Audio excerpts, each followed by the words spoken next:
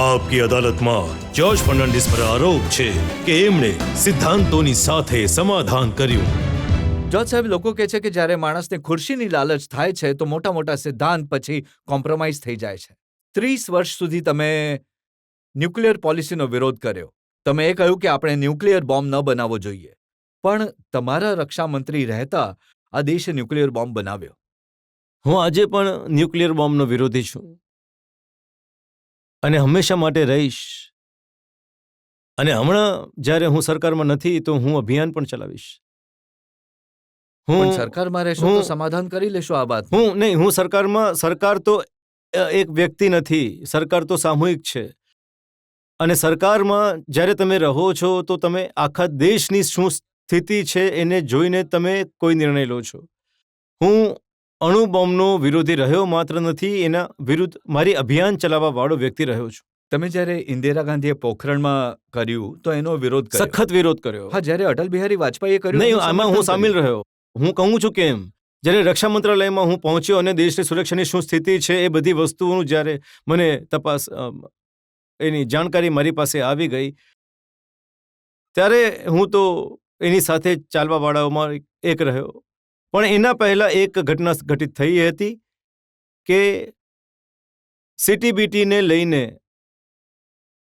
America આપણા લોકો પર દબાણ કરી રહ્યો હતો.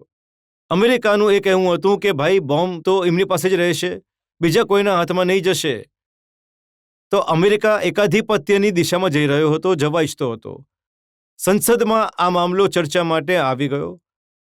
તો મને ઘણી તકલીફ થઈ આ વાતને કહેવા માટે કે આપણે લોકોએ દરેક ઉપાય આજે આપણા હાથોમાં લઈ લેવા જોઈએ. અને એમાં સિદ્ધાંત વગેરેને મેં બાજુમાં મૂકી દીધા અને મેં કહ્યું કે હું અમેરિકાનું આ જે એક પ્રકારની જબરદસ્તી થઈ રહી છે એને આપણે થવા નહીં દઈએ. પણ તમારી સરકાર પર તો સતત એ આરોપો લાગ્યા કે તમારી નીતિઓ, ખાસ કરીને ડિફેન્સની નીતિઓ, અમેરિકાના દબાણમાં બંધી હતી. નહીં, આપણી નીતિઓ કોઈ પણ, હું તો રહ્યો છું એ સમયે રક્ષામંત્રી, અને કોઈ પણ મામલામાં અમેરિકાના દબાણમાં અમારી સરકાર નથી ગઈ. જો સાહેબ, આપણા દેશના રક્ષામંત્રી જ્યારે અમેરિકા જાય, તપાસના નામ પર કપડાં ઉતારવામાં કહેવામાં આવે, આનાથી વધારે શરમની વાત દેશ માટે શું હોય? તો રશિયાના જ્યારે વિદેશ મંત્રી અમેરિકા ગયા હતા તો એમની પણ એ જ સ્થિતિ થઈ. રશિયાનું સ્વાભિમાન નહીં હોય પણ આપણા દેશનું તો સ્વાભિમાન છે. એમાં મારું કોઈ નહીં. આમાં કોઈ સ્વાભિમાન ગયું નથી, કારણ કે આ પણ જે પત્રકારત્વ છે તો અધૂરી જાણકારી પર જ્યારે કોઈ પણ વાત થઈ જાય છે તો પછી એ જ ચાલતું રહે છે. પછી એ વાત સાચી નથી કે તમે જ્યારે કહું છું તમને શું થયું. મને લઈ જવા માટે મારી સાથે આપણા એમ્બેસેડર હતા. એમ્બેસેડર સિવાય ત્યાંના એક બે લોકો હતા. હવે અમે લોકો ત્યાં જતા નહોતા. અમે લોકો ત્યાંથી બહાર આવી રહ્યા હતા. તો બહાર આવતી વખતે ત્યાં બે પોલીસના લોકોએ કહ્યું કે ભાઈ તમારે રોકાવું જોઈએ અહીંયા. અમે રોકાઈ ગયા. આપણા એમ્બેસેડર બૂમો પાડતા રહ્યા કે આ અમારા રક્ષામંત્રી છે, પણ એમના કાનમાં કંઈ નહીં ગયું. તો એ પોતાની જ વાતો ચલાવતા રહ્યા. તો એમણે કહ્યું કે તમારે કોટ તમારો કાઢવો પડશે. મેં કાઢી નાખ્યો કોટ. એમણે કહ્યું કે તમારે તમારા બૂટ કાઢવા જોઈએ. તો હું તો એવા બૂટ પગમાં પહેરું છું કે જે આમ કરવાથી આમ નીકળી જાય છે. તો મેં પણ કાઢી નાખ્યા.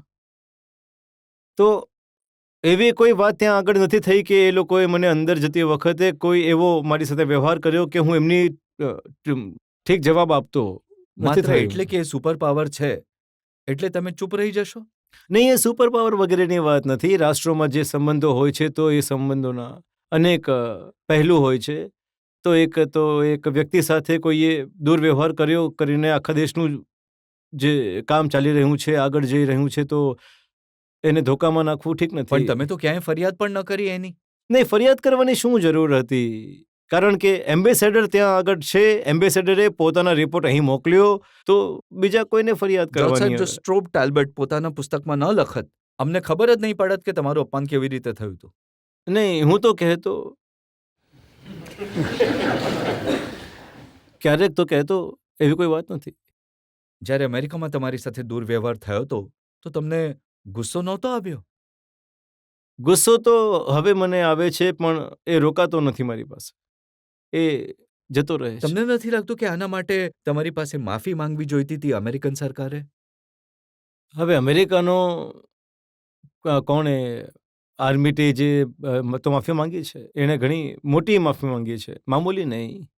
જનતામાંથી ઘણા બધા લોકો સવાલ પૂછવા ઈચ્છે છે. જી હા, તમે પૂછો.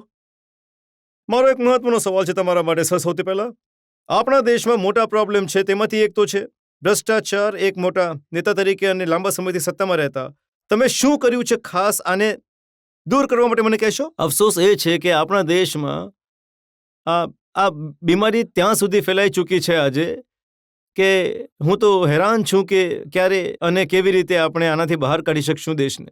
તમારા પર પણ ભ્રષ્ટાચારના આરોપો ઓછા નથી લાગ્યા? મારા ઉપર કયો કે એકાદ કોઈ એક પણ મારા ઉપર ભ્રષ્ટાચારનો તમે આરોપ લઈને આવીને એનું જે લેટેસ્ટ આરોપ લાગ્યો છે એ તમને જણાવું છું.